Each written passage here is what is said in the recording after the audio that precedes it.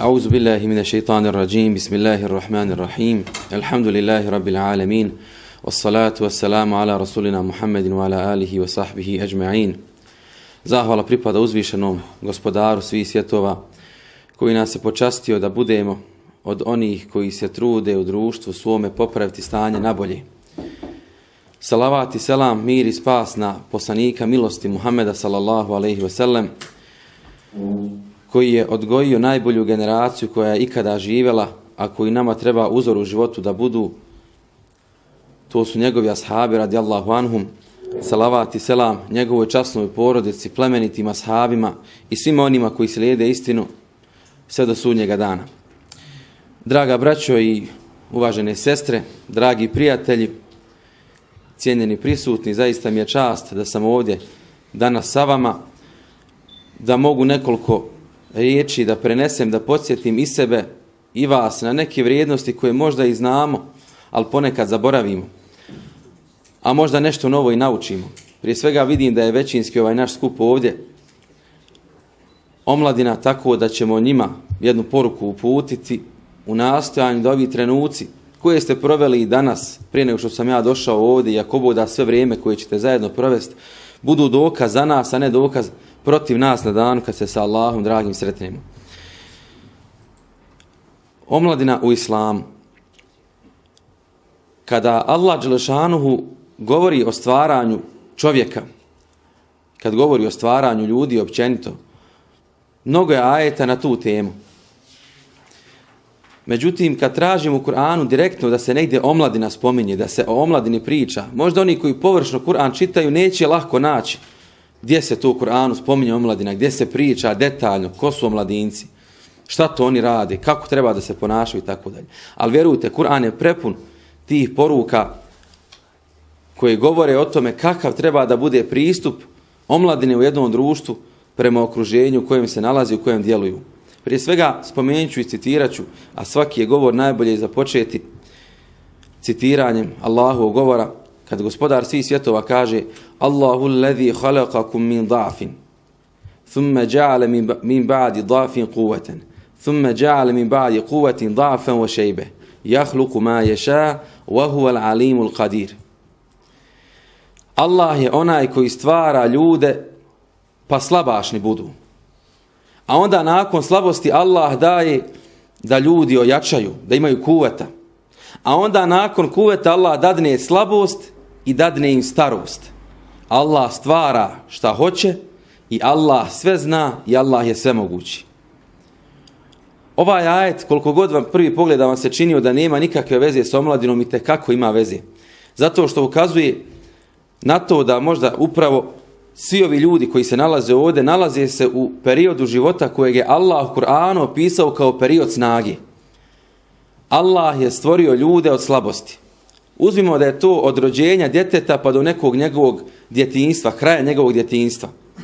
U šerijatskim propisima vi dobro znate da u najširem mogućem smislu, kada čovjek ili žena, kada muškarac ili žena postaje punoljetni, to je najveća granica 15 godina. Kažemo da ovaj prvi dio odnosi se na ovu slabost. Kad Allah stvara čovjeka, on je u početku slabašan. I vi dobro znate da dijete bez pomoći svojih roditelja ne bi moglo dugo preživjeti. Gospodar svih svjetova je taj koji upravlja stvarima. Ali roditelji su ti koji moraju da svoje dijete njeguju, da ga hrane kako bi ono poraslo, kako bi smoglo snage da nastavi samostalno svoj život. Samo jedna mala digresija prije nego što nastavim sa temom, zato što ja inače osjećam potrebu da su mnogobrojni ljudi, pogotovo oni kojima pričam, imaju potrebu da im neko da malo snage, morala, da im uputi lijepu riječ, da im razgali možda njihovu dušu zato što problem neki imaju. Kada ovo spominjem dijete, novorođenče i njihovu slabost, samo jedan detalj iz Kur'ana Kerima. Musa alejhi selam, vi dobro znate, kada je bio novorođenče, njegovoj majci gospodar naređuje da spusti svoje dijete u kolijevci, u tabutu. Uzela onu bešiku, stavila novorođenče i kazao gospodar svih svjetova da ga spusti, da ga ostavi u rijeku. Tek se rodilo dijete. Koliko to malo, slabašno dijete od rođenja može samo da preživi, bez hrane, bez nadzora roditelja i tako dalje. Ne može dugo. novorođenče koje se tek rodilo, bez hrane, bez mlijeka, hajde uzmimo neka je to čitav jedan dan. U najgore mogućem slučaju. Jer tako slabašan organizam.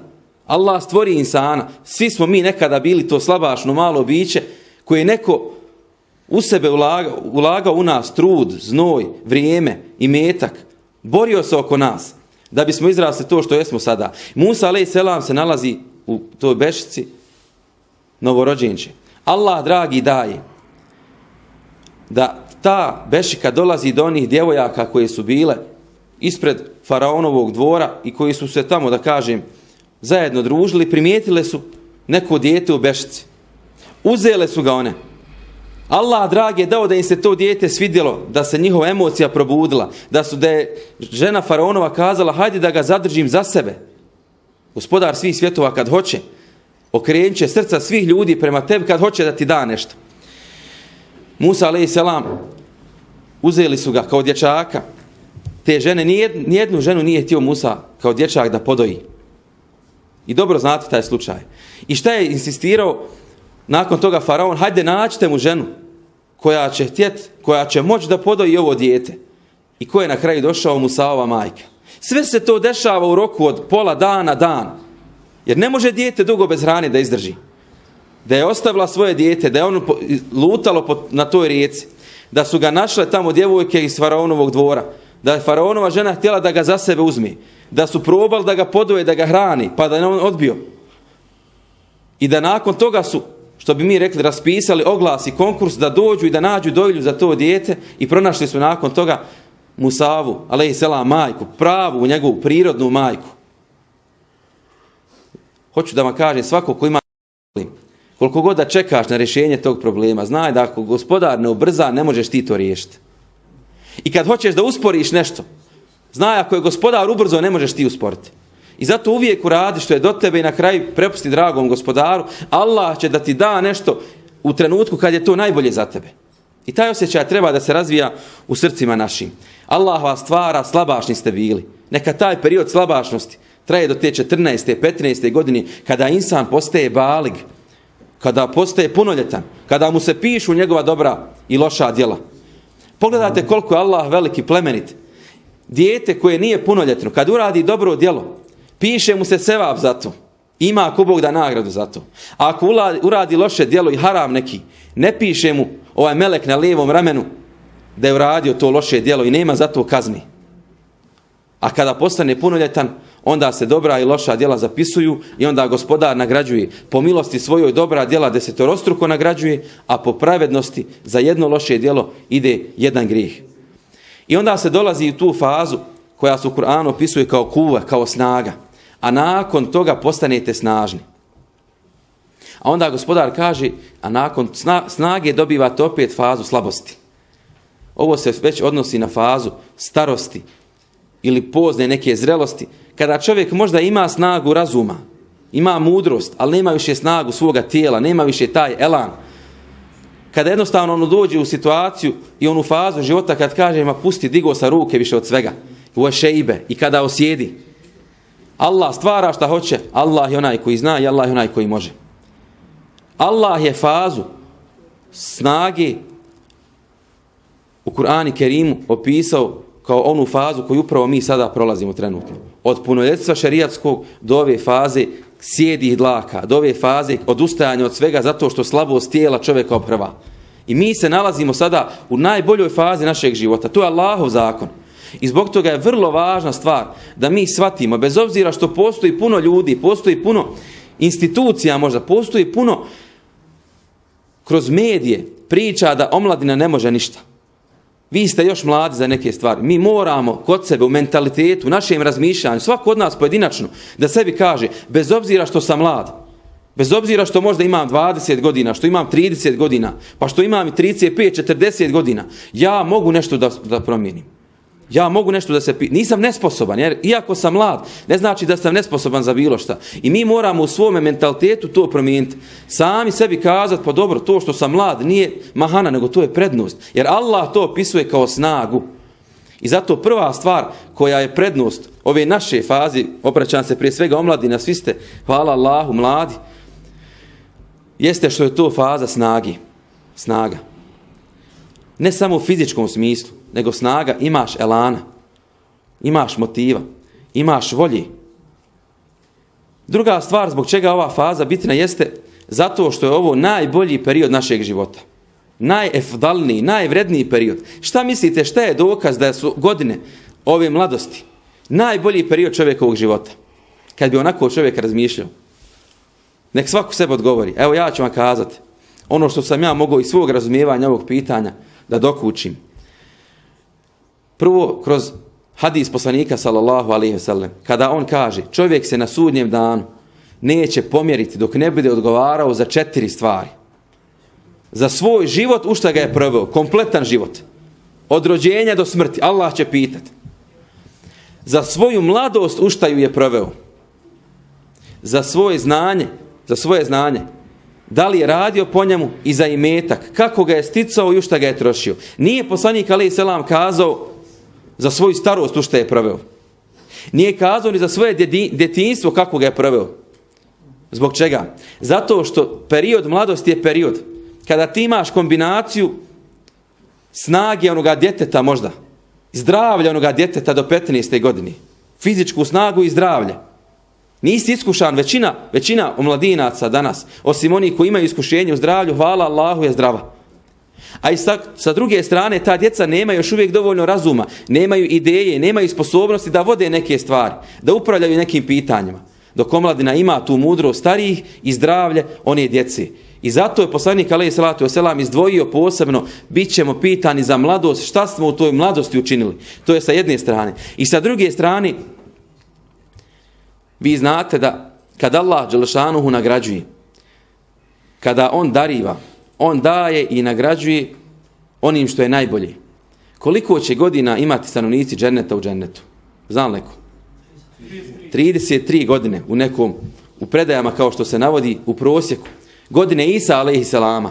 Kažu da su to u prosjeku najbolje godine, najzrelije godine čovjekovog života. Vrhunac njegovog fizičkog možda napretka, snage. Da nisu vrijedne te godine, ne bi Allah dao da ljudi u džennetu budu u tim godinama. Ukazuje na to, na nešto, da su to godine koje su najplodonosnije u našem dunjalučkom životu. Zato sad omladini posebno govorim, vi i ja, smatram se mladim, 27 godina imam. Nalazimo se, alhamdulillah, u najboljim godinama našeg života. To je druga odlika tog perioda. I treća odlika koju bih volio da spomenem, ogleda se u tome da je to period koji najduže u životu traje. Najduže taj period u životu traje. Najviše provedemo kao mladi ljudi. Evo da uzmemo.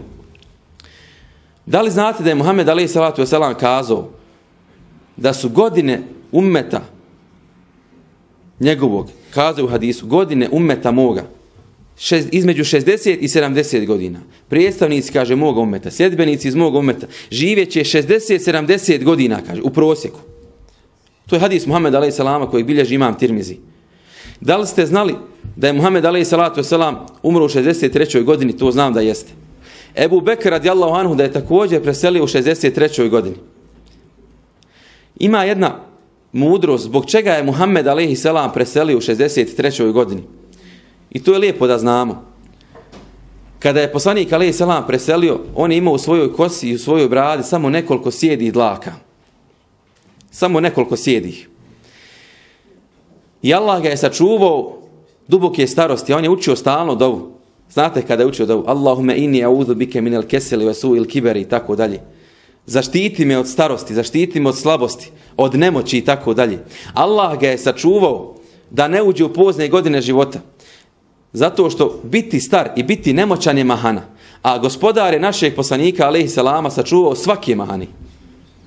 I zbog toga prilike 63 godine su neki prosjek koji kad se uzme kada ljudi odlaze sa ovoga svijeta. Čak šta više, vjerovatno znate da u našim rukama imamo ispisane 2 broja. Za one koji možda nisu znali.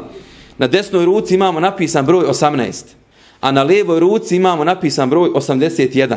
Možda oni koji ne znaju arapske brojeve, sad im to čudno zvuči. Kogod imalo zna arapske brojeve ili sufar ili uči Kur'an, primijetit će u svome dlanu ovdje broj 1, a ovdje će primijetiti jednu naopako slovo V, što označava u arapskom inače broj 8. Primijetit će svaku svoj dlan, neka pogleda, to će primijetiti. Jednu liniju koja označava, simbolizira broj 1 i naopako V koji u arapskom znači broj 8. S druge strane, ovdje imate raspored obrnut. 8 pa 1, 81. Šta to može da znači? Mi svi znamo da je čovjek jedan mikrokosmos, kao mali svemir. Svi fenomeni svemira mogu se u čovjeku da nađu. Ali malo mi o tome razmišljam. Kad saberemo 81 i 18, dobijemo broj 99. 99. Šta to simbolizira? 99 Allahu i lijepih imena.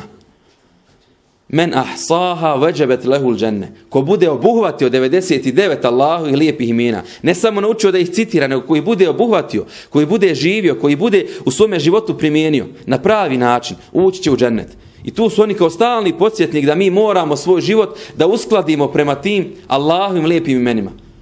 I 3 su vrste Allahu i lijepih imena i tako bi se trebalo prema tome ophoditi. Imate Allahova lijepa imena koja mi moramo na isti način primijeniti. Na primjer, Allah je blagi, mi trebamo biti blagi. Allah je milostivi, trebamo biti milostivi. Allah je pravedni, trebamo biti pravedni. S druge strane imaju imena koja su samo Allahu svojstvena, koja mi sebi ne smijemo pripisati. Gordi, silni, uzvišeni, onaj koji se sveti. Mi treba suprotno tome da postupamo. Ako je Allah uzvišeni, mi da budemo ponizni. Ako je Allah silni, mi da budemo skromni. I kad onda ova pozitivna i negativna Allahova lijepa imena primijenimo na pravi način, onda ćemo vidjeti kako nam Allah daje od svojih imena, pa da sva ostala imena objedinju. Na primjer, ne znaš nešto, onda ti Allah dadne od imena El Alim, pa postaneš onaj koji nešto zna. Nemaš na faku, opskrba ti tanka, onda ti Allah pokaže svoje ime Er Rezak, pa ti dadne na faku. Tražiš položaj, da ti gospodar pokaže bolji stepen, onda ti on dadne od svoga imena El Muiz, onaj koji uzdiže i tako dalje. Vrlo je važno naučiti i ophoditi se prema Allahu i lijepim imenima. A s druge strane, kada 81 oduzmemo od tog broja 18, dobijemo broj 63. Simbolika godina preseljenja Muhameda a.s. odabranog našeg poslanika. Ebu Bekra, najboljeg od svih ljudi iz ummeta Muhameda a.s. Nije to slučajno. I to su znači krajnje godine kad uzmemo u prosjeku. Ovo sve govorim sa ciljem da vidimo da kad saberete od 15. godine do otprilike 40. godine, kao što kaže u Kur'anu, hatta idha belaga erba'ine seneten qala rabbi innema, ili kao što ima više ajeta, hatta idha belaga ešuddehu wastava, kada dođe u svoje zrele godine, to su kažu 40. godine, tad je Muhammed a.s. i primio objavu. Od 15. do 40. godine, to je 25 godina što se smatra period mladosti. Dakle, period mladosti, prema tekstu Kur'ana Kerima, u najjačem mišljenju učenjaka traje od šerijatskog punoljetstva do 40. godine života. Nakon toga nastupa jedna faza zrelosti, za koju možemo reći da traje u prosjeku, gledajući ove godine, 10 godina, i nakon toga nastupa faza starosti. I kada se procentualno uzmi u prosjeku da čovjek živi 63 godine, ili 65, što je između 60 i 70, 40% čovjekovog života odlazi na to da bude u fazi mladosti. I zato smo za tu mladost najodgovorniji. Jer najveći dio svog života u mladosti provedemo. Kad vidimo koliko je važan taj period u našem životu, kad vidimo koliko je Allah nas počastio da se nalazimo u tom periodu snage, u najboljem periodu našeg života, u najdužem periodu našeg života, treba sebi da postavimo pitanje šta smo mi to uradili do sada i šta to planiramo u tom periodu da uradimo. Vrijednost omladine u islamu istakao je Muhammed sallallahu alejhi ve sellem u mnogobrojnim hadisima, a sigurno najočitiji primjer vrijednosti omladine u islamu jeste to što poslanik alejhi selam daje omladini jedan poseban stepen, jednu posebnu vrijednost koju nije dao starijim ljudima. A to je da ih spominje posebno kao kategoriju među 7 ljudi koji će ući u hlad Allahovog arša na danu kad drugog hlada ne bude bilo. Pa kad kaže Muhammed sallallahu alejhi ve sellem, šabun neše fi ibadetillah, mladić koji je odrastao u pokornosti Allahu dželle šanuhu. Jedna od stvari koja me najviše fascinira jeste kad vidim mladića, s mladićima se više družim, ali naravno vrijedi i za djevojku, omladinu, koji su možda zdravi, koji imaju možda i metka, koji imaju priliku da urade neki haram, da odu da urade neki grijeh, ali oni se odupru tome, ne urade to, već odu u džamiju i obave namaz. Već organiziraju akciju i pomognu nekome koji pomoći, koji je potreban pomoći i tako da. To je jedna od stvari koja me najviše fascinira, koju mogu da vidim. Jedne prilike sam sjedio sa jednim svojim ahbabom kojeg Allah počastio sa ovim stvarima o kojima upravo sada pričam. I priča on meni, kaže, slušaj, kaže, Hafiz, imam dedu, 80 godina ima. Samo što nije preselio. Nikad on u životu nije u džamiju ušao. Ništa on sa vjerom nema. čak ni na Bajram nije išao, jednostavno ništa ga nije u životu vezalo za uzvišenog Allaha. Kaže, otišao sam u bolnicu, iako mi se, kaže, davnih dana kao odreku, jer sam iz edeba prema njemu otišao da ga podsjetim.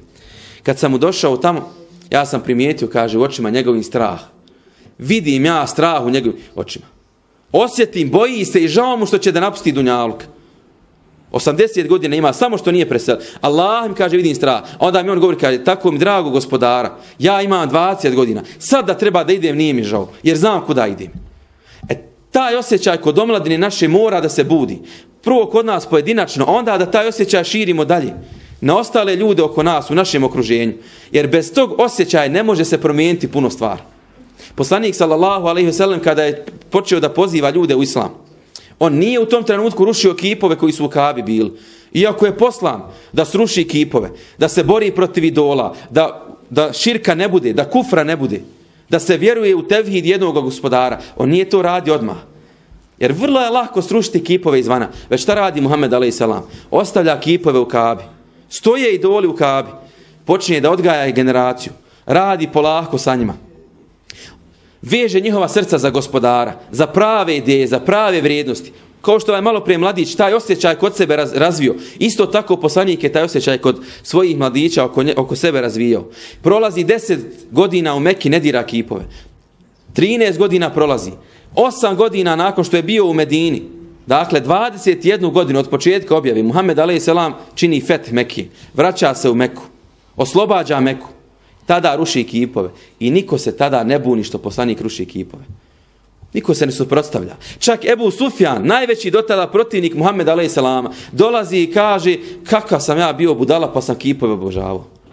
Sam je shvatio veličinu svoje zablude. A zašto? Zato što je pejgamber rušio kipove u srcima ljudi oko sebe. Kad se to poruši, lako je kipove izvana srušiti. I taj pristup mi mora prema sebi da imamo, da svakoga dana svi mi postavimo sebi pitanje koji su to kipovi koje mi u životu slijedimo, kojima robujemo, koje obožavamo. Imamo i svi, nismo mi sad sačuvani toga. Borimo se sa tim. Daleko smo mi od toga da smo bezgriješni. Ali je vrlo bitna stvar da se na Allahovom putu borimo. Jer Allah nikada ne traži pobjednika. Ne traži Allah savršenog čovjeka. Jedne prilike, Ibrahim ibn Edhem, jedan velikan, bio je u haremu Kabe i uči, kaže, dovu, gospodaru moj, molim te, sačuvaj me od griješenja. Sačuvaj me da ti grijeh više nikad u životu ne počinim. A onda nakon toga zaspi i usnije san u kojem ga melek doziva i kaže, o Ibrahime, ti tražiš od gospodara da tebe sačuva od grijeha. A sve ove hadžije su isto to od Allaha tražile. Ibrahime, gospodar ti je poručio, ako tebe i ostale sačuvamo da ne činite grijehe, pa kome će onda gospodar grijehe da prašta?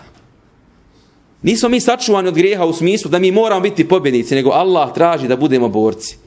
Uvijek imajte to na umu. Ne možeš biti perfektan, ne možeš biti savršen. Nećeš nikada doći u poziciju, u trenutak da kažeš ja sam dobar da ne mogu biti bolji. Nema te situacije. Kakav god dobra djela da radiš, koliko god da izmetiš, koliko god ibadeta da činiš, nema momenta da možeš da kažeš sad je dosta. Neću više da činim. To bi značilo da si ti već pobjednik.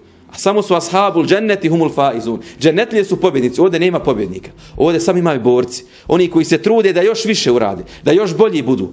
Da nikada se ne zasite sa tim koliko su postigli u svakom mogućem smislu. Prije svega u imanskom smislu, u duhovnom smislu, u smislu svoga znanja, u smislu svoga koristi zajednici, hizmetu, pomaganju, intelektualnom napretku i tako dalje. Nema te granice.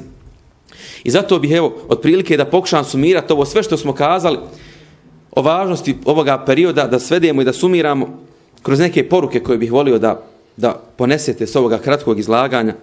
Prva stvar koju bih omladinu islamu, koju se zaista veliko mjesto daje, poručio jeste uvijek vodite računa o svom odnosu i vezi sa Allahom dželešanuhu. To je prva stvar. To je temeljna stvar.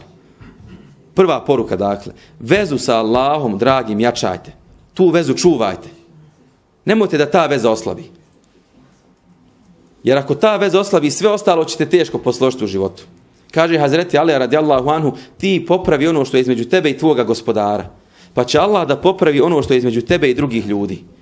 Koliko se puta mi pitamo zašto ne možemo u društvu biti prihvaćeni, zašto ne možemo u porodici da neki problem riješimo. Zašto jednostavno imamo toliko poteškoća u relacijama sa ljudima.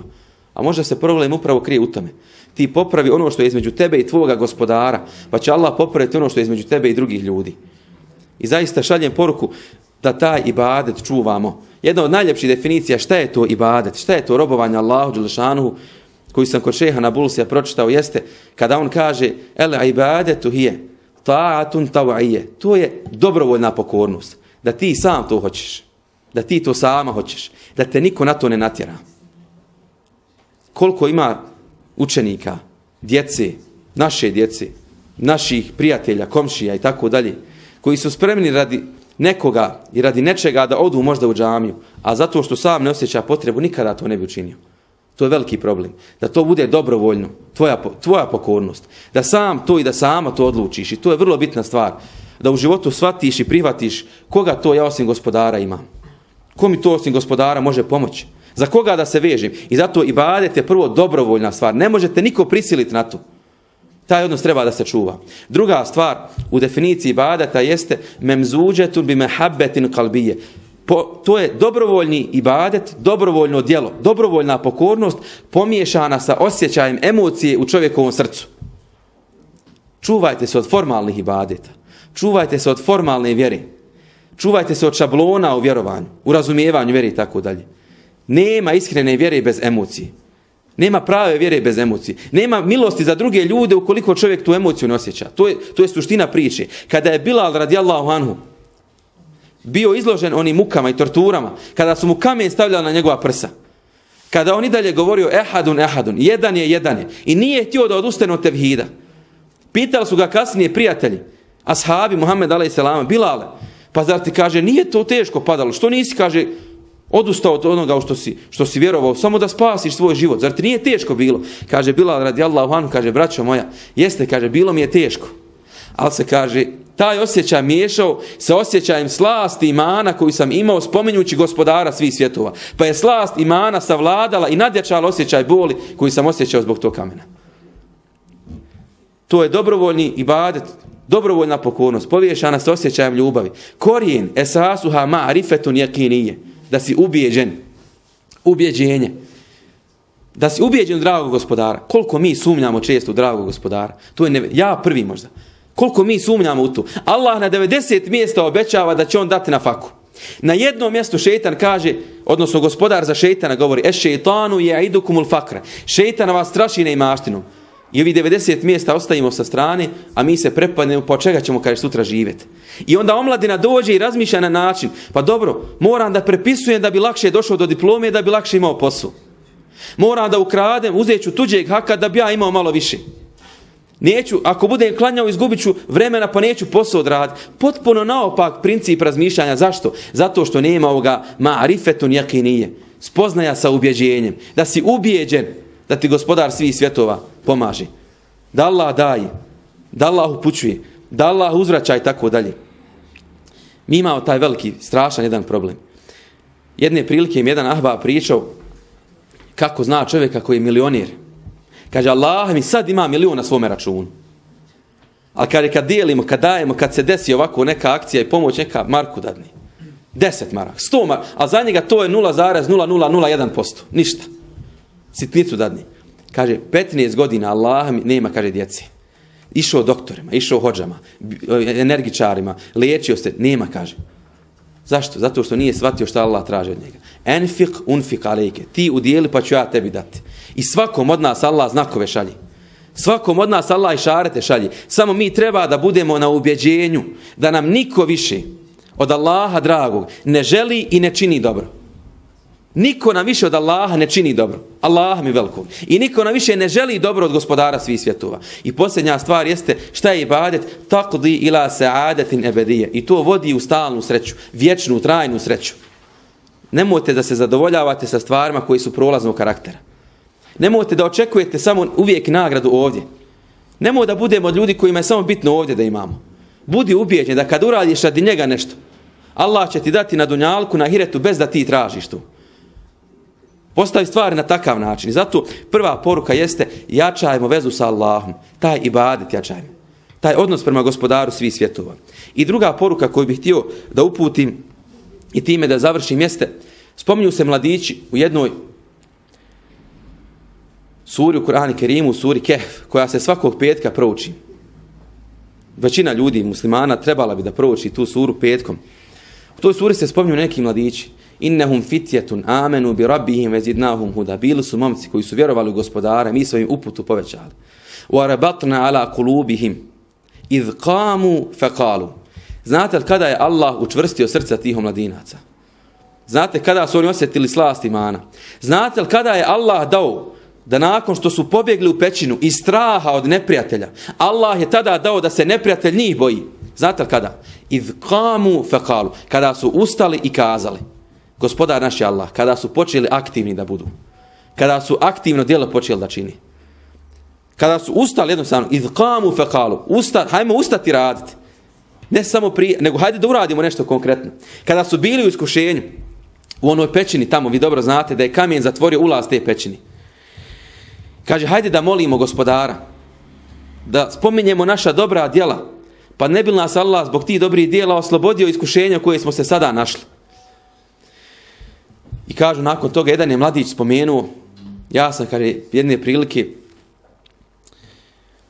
dolazio kući i čuvao sam stoku, vodio sam ovce na ispašu i tako dalje, da skratim tu predaju. Uglavnom, nikada, kaže, nisam svoju porodicu nahranio dok nisam svoje roditelje nahranio i napojio. Jedne prilike sam se kasno vratio, oni su već zaspali bili. Čitavu sam noć stajao pored njih sa čašom mlijeka u ruci dok se nisu probudili da im to dam. Allahu, ako sam to radi tebe uradio, Gospodaru, ti mi olakša. I ti mi, kaže, otvori. Izlazi iz ove situacije. Kamen se malo pomaknuo. Nakon toga drugi mladić dolazi i kaže, imao sam jedne prilike situaciju da sam jednu svoju prijateljicu, poznanicu, samo što nisam nagovorio da blud uradimo i da u haram odemo. Kada sam htio da uradim haram sa njom i grijeh taj, ona me je podsjetila, kazala, tako ti Allaha, nemoj moju mladost da uzimaš. Ako se Allaha bojiš, nemoj to da radiš. Kada je Allaha spomenula, koliko god da je nju neimaština bila pritisla i da sam ja morao, da je ona bila pod prisilom, zato što sam ja nju obećao dati materijalnu pomoć jer je bila u tako teškoj situaciji, kada je Allaha spomenula, ja sam od nje otišao i nisam grijeh sa njom uradio. Allah, ako sam to radi tebe uradio, Gospodar, ti nam otvori, da izlaz odavde. Kamen se još malo sklonio. Treći čovjek, mladić, je kazao u tom trenutku, Gospodaru, ja sam nekada radio, imao sam mnogobrojno stado i imao sam kod sebe neke koje sam plaćao. Jedan od tih radnika je otišao od mene i kad nisam dao njegovu platu, nije dobio svoju platu, ja sam kad je tu platu stavio sa strane i taj sam novac ulagao u neki drugi projekat i povećala se ta njegova plata, proširilo se to njegovo imanje i bogatstvo.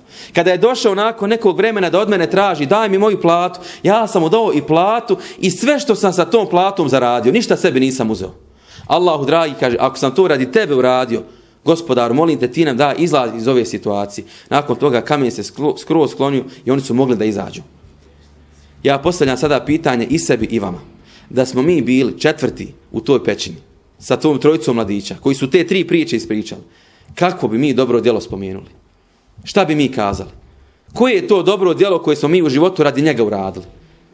I zbog toga, draga braćo i sestre, draga omladino, ove 2 stvari kad budemo upotpunili, da svoj odnos prema Allahu jačamo ibadet i da ovaj odnos prema drugim ljudima, hizmet, pomaganje, aktivizam, da pokušavamo živjeti ne samo zbog sebe, već zbog sreće drugih ljudi, tada će nam Allah dati bereketa u svome životu. Ja vas podsjećam samo da je Muhammed sallallahu alejhi ve sellem najviše povjerenja imao u omladinu. Pa je kazao: Emme šujuh fekad halefuni. Što se tiče staraca, oni su se sa mnom razišli, oni su me odbacili. O emme šebab fekad halefuni. A što se omladine tiče, oni su mi dali prisegu na vjernost. Ja molim dragog Gospodara da ova omladina ovdje bude ako bude od omladini koja daje simbolično prisegu Muhammedu a.s.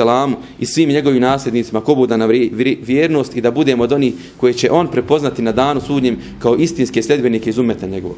Da vas uzvišeni Gospodar nagradi. Selamu alejkum.